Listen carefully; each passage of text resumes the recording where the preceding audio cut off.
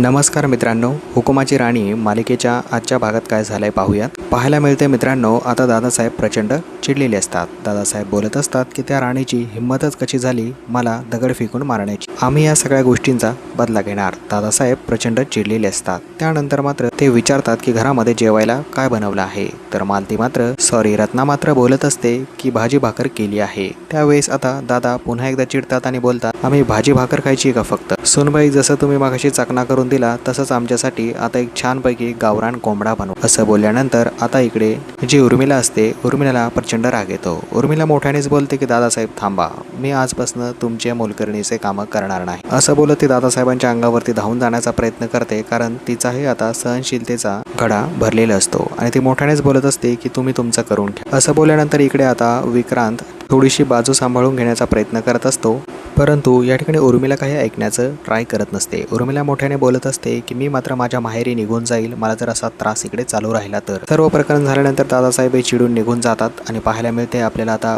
विक्रांत आणि उर्मिला रूम मध्ये जातात। तर उर्मिला मात्र तिकडेही जरा विक्रांतशी वाद घालण्याचा प्रयत्न करत असते। असं बोलत असते की मी माझ्या माहेरी निघून जाईल, मला खूपच त्रास होतो, तू मात्र एमडी ढालास, परंतु मी माझ्या इच्छा कोणाला सांगायच्या, तू एमडी होऊन मिरवतोस, मी मात्र घरामध्ये मोलकरणीचे कामं करत आहे, असं ती मोठ्याने बोलत असते। त्यावेळी मात्र आता विक्रांतचा ताबा सुटतो आणि विक्रांत तिचा चक्क गळाच दाबतो। तो असं बोलतो की मी तुला संपूर्ण संपवून टाक, माझ्या जे गळ्याशी आलंय ते मात्र तू काढून घेऊ नकोस, तुला माहित नाही प्रत्येक गोष्टी या मागे काय चालू आहे हे मलाच माहिती आहे। तर मित्रांनो, येणाऱ्या भागामध्ये पुढे नक्की काय होतंय, हा माणूस खरोखर बनावटी आहे का, याला विक्रांतने आणलंय का, हा कुठला आहे आणि कोण आहे हे संपूर्ण आपल्याला समजणार आहे। तर पुढील भागांचे अपडेट करता तुम्ही नक्कीच चॅनलला सबस्क्राईब करा, बेल आयकॉन दाबायला विसरू नका।